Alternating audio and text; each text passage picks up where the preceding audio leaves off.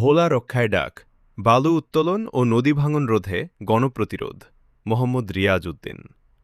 চারদিকে নদীবেষ্টিত দেশের অন্যতম বৃহত্তম দ্বীপাঞ্চল ভোলা আজ এক গভীর অস্তিত্ব সংকটে মুখোমুখি। লাগামহীন ও অবৈধ বালু উত্তোলনের ফলে সৃষ্ট তীব্র নদী ভাঙনে জেলা সদর এখন ভাঙন রেখার অতি সন্নিকটে। ক্রমাগত নদী ভাঙনের কারণে ভোলার ভৌগোলিক সীমানা প্রতিদিন সংকুচিত হচ্ছে, যার পেছনে মূল দায়ী অবৈধ বালুদস্যু চক্রের দৌরাত্ম্য। এই প্রেক্ষাপটে রাজনৈতিক ও প্রশাসনের ভূমিকা রহস্যজনক ও প্রশ্নবিদ্ধ বলাই বাহুল্য। এই ধ্বংসাত্মক কর্মকাণ্ডে রাজনৈতিক প্রভাব ও স্থানীয় প্রশাসনের ভূমিকা আজ গভীর জিজ্ঞাসার মুখোমুখি। অনেক সময় প্রশাসনিক অনৈতিক অনুমতির তোয়াক্কা করেই প্রকাশ্যে বালু মহালে তাণ্ডব চালানো হয়। কোনো সরকারি কর্মকর্তার পক্ষে একটি অঞ্চলে স্থায়ী আবাসন না থাকায় হয়তো মানবিক দায়বদ্ধতার অভাব দেখা দিতে পারে, কিন্তু নিজ এলাকার প্রতি স্থানীয় রাজনীতিবিদদের দায় এড়িয়ে যাওয়ার কোনো সুযোগ নেই। যে সীমানা নির্ধারণ করে বালু তোলার অনুমতি দেওয়া হয়, বাস্তবে অনৈতিক সুযোগ নিয়ে তোলা হয় তার চেয়ে কয়েক গুণ বেশি। ক্ষমতাসীন বা ক্ষমতার বাইরে অধিকাংশ আমলেই বালু ব্যবসার সুবিধাভোগীরা বদলেছে, কিন্তু সাধারণ ভোলাবাসীর ভাগ্যের পরিবর্তন হয়নি। একই চক্রের এক হাতে বালু ব্যবসার অশুভ অর্থ, অন্য হাতে নদী ভাঙন প্রতিরোধের জন্য সরকারি ব্লকের ঠিকাদারি। এ যেন একই সাথে আঘাত করা এবং সেই ক্ষত নিয়ে ব্যবসা করার শামিল। সুদূরপ্রসারী লাভ ক্ষতির নিখুঁত বিশ্লেষণে সামনে যা চলে আসে, কাদের ক্ষতি, কার লাভ। ভোলা নদীগর্ভে বিলীন হয়ে গেলেও স্বার্থান্বেষী বিত্তশালীদের কিছু আসে যায় না, কারণ তাদের অঢেল সম্পদ এবং ঢাকা বা বিদেশে বিলাসবহুল আবাসন নিশ্চিত রয়েছে।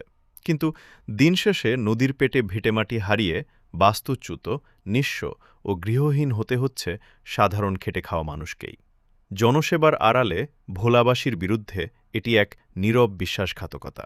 যে ভূমির জন্য ৭১-এ মুক্তিযুদ্ধ হয়েছিল, আজ একবিংশ শতাব্দীতে এসে সেই নিজের জন্মভূমি রক্ষা করার জন্য একই রকম অস্তিত্ব রক্ষার সংগ্রাম শুরু করা জরুরি হয়ে পড়েছে। গুটিকয়েক লোকের ব্যক্তিগত লোভের বলি হতে পারে না ভোলার প্রায় ২২ লাখ মানুষের ভবিষ্যৎ। প্রতিরোধের সম্ভাব্য উপায় স্পষ্ট। ১.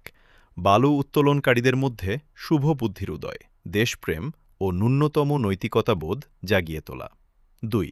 সুনির্দিষ্ট ও বৈজ্ঞানিক নিয়মে পরিবেশের ক্ষতি না করে নির্ধারিত সীমানার বাইরে সব ধরনের অবৈধ বালু উত্তোলন অবিলম্বে বন্ধ করা। ৩. ভাঙন কবলিত ঝুঁকিপূর্ণ এলাকাগুলোতে দ্রুত স্থায়ী ও মানসম্মত ব্লক ফেলার ব্যবস্থা করা, তবে কোনো অবস্থাতেই যাতে নদী ধ্বংসকারী বা সুবিধাভোগী চক্রান্তকারীরা এই টেন্ডার প্রক্রিয়ায় যুক্ত হতে না পারে তা নিশ্চিত করা। ৪. স্থানীয় সংসদ সদস্য ও রাজনীতিকদের নিজেদের রাজনৈতিক আদর্শ বজায় রেখে ভোলা রক্ষায় সাধারণ মানুষের পাশে এসে দাঁড়ানো। ভোলাকে দেশের মানচিত্র থেকে মুছে যাওয়ার হাত থেকে বাঁচাতে হলে দল, মত, পেশা ও শ্রেণী নির্বিশেষে ভোলার সর্বস্তরের জনগণকে এক কাতারে দাঁড়াতে হবে। অসাধু ব্যক্তিরা যদি স্বেচ্ছায় এই ধ্বংসাত্মক পথ থেকে সরে না আসে, তবে ভোলাবাসী তাদের অধিকার ও অস্তিত্ব রক্ষায় ঐক্যবদ্ধ হয়ে রাজপথে নামতে বাধ্য হবে। আসুন সচেতন হই এবং ভোলাকে রক্ষার এই লড়াইয়ে সবাই শরিক হই। আজ এ পর্যন্তই। সাথে থাকার জন্য ধন্যবাদ। আগামী পর্ব শোনার আমন্ত্রণ রইল। আল্লাহ হাফেজ।